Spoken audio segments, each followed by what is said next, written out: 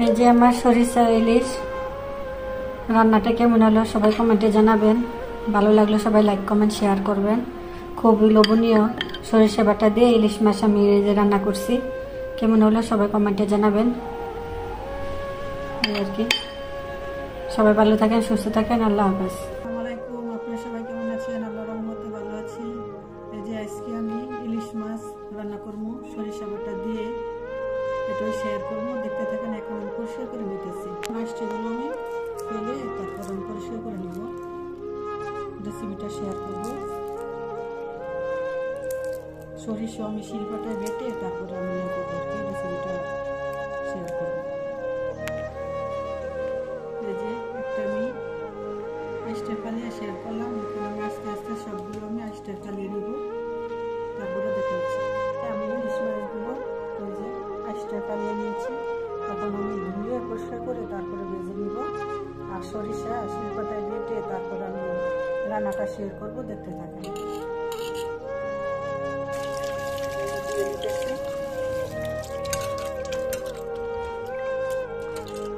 সরিষা বাটা দিয়ে তারপরে আমি রেসিপিটা শেয়ার করব।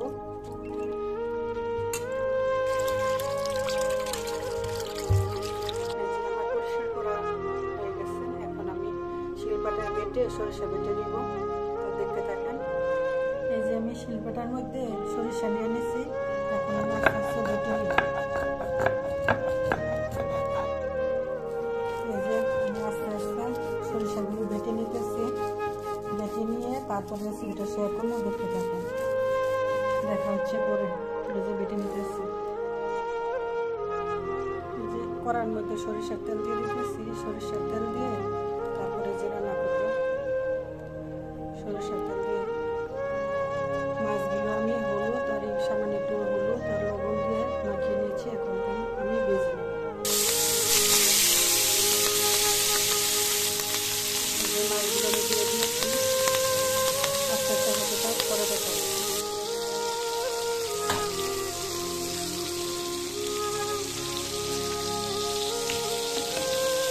আমি মাছটা উঠে দিলাম। আমি বেশি বাঁচবো না, সরিষা বাটা দিয়ে রান্না করবো তো, তাই আমি বেশি বাজা করবো না। এই যে আমার মাছগুলো বাজা হয়ে গেছে। এখন আমি উঠিয়ে নেব আস্তে আস্তে করে।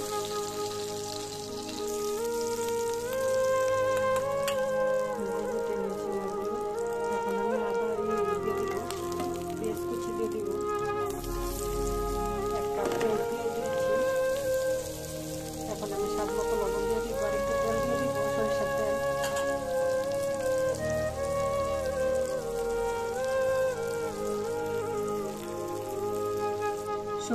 সরিষা বেটে নিয়েছি। এই যে সরিষা, এই যে আদা রসুন পেস্ট বেটে নিয়েছি শিলপাটা। এই যে মরিচের গুঁড়া, লবণ, হলুদ আর ধনিয়া গুঁড়ো, জিরে গুঁড়ো দিব। এই যে আমার পেস্ট সিদ্ধ হয়ে আসছে। এখন আমি আস্তে আস্তে মশলাগুলো দিয়ে দিব। এই যে আদা রসুন পেস্ট আমি একটু শিলপাটায় বেটে নিয়েছি।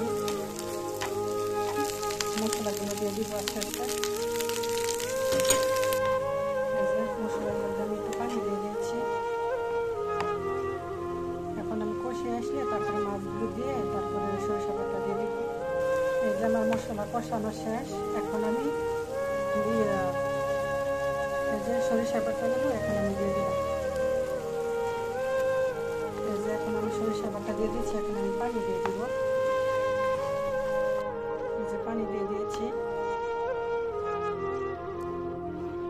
পরিমাণ মতো আমি জলের পানি দিয়ে দিয়েছি। তারপরও গরম হবে। বেশি করে আমি সরিষা বাটা দিছি যাতে খেতে ভালো লাগে। এই যে আমার ঝোলটা এখন মানে শুকিয়ে আসতেছে। এখন আমি মাছগুলো দিয়ে দিব।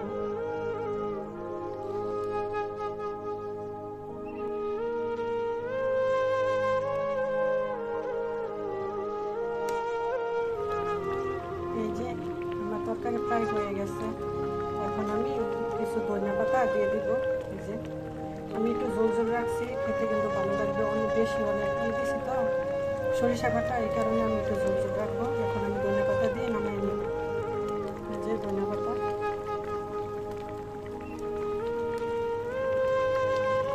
কেমন হলো সবাই কমেন্টে জানাবেন। ভালো লাগলে সবাই লাইক কমেন্ট শেয়ার করবেন, ফেসবুক পেজটা সবাই ফলো করবেন। ওকে।